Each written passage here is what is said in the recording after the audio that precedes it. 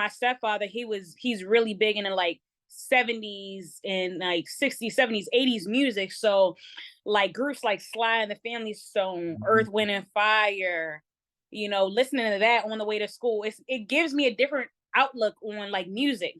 I had my childhood best friend. He actually lived like 2 blocks down from me. He introduced me to classic rock music and heavy Yeah. metal. Nice. So yeah, it's like so many different influences. And I also grew up going to like performing arts schools. So I went to performing arts schools, middle school and high school, and then I was in band in 5th grade. So I knew like at an early age, because especially whenever I would go to church, I would hear like the organ and the drums, and I would come home and I would be like, oh my gosh, I want to play this. I want to play this. So I remember my mom buying me like, we went through probably like 5 drum sets. Wow. 5 drum sets. Like it's crazy. Yeah. But I'm literally like teaching myself how to like play stuff and like how like to read music and stuff like that. Um, So then middle school, then you learn how to actually read music and understand notes and keys and stuff like that. High school, the same thing. Um, and yeah, like music influences, I pretty much pick it up every day. Like I never want to be a one trick pony and say, oh, I only listen to this type of music. Cause like there's right.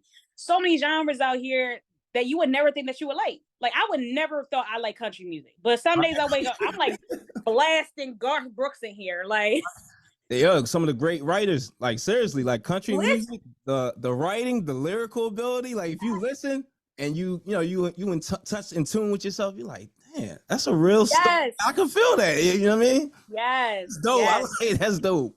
So like, I mean, I always tell people all the time because I mean, I do a lot of different events. So a lot of people are like, oh, you're going to just play this type of music. Like, no, like I love all music. Like I'm an open format DJ. So meaning you play pretty much everything. I mean, there's thousands of genres of music. Don't get me wrong. But like Right. the main ones that everybody knows, pop, top 40, classic rock, Yeah, EDM, yep. hip hop, trap, arm goes on. So yeah, like I mean Reggaeton.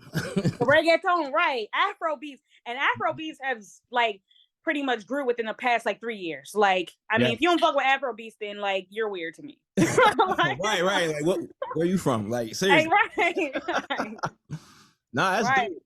Man, speaking of communities, all right, you said something that was like really dope, and man, it brings me back to my childhood. So I grew up loving all types of music, getting made fun of, like, oh, you listen to that, you like that, that's corny. Like black people don't like that. So what was your experience like growing up, listening to classic rock? I mean, were you introducing some of this music to your friends, telling them like, yo, check this out, I like this, and how was their response to it?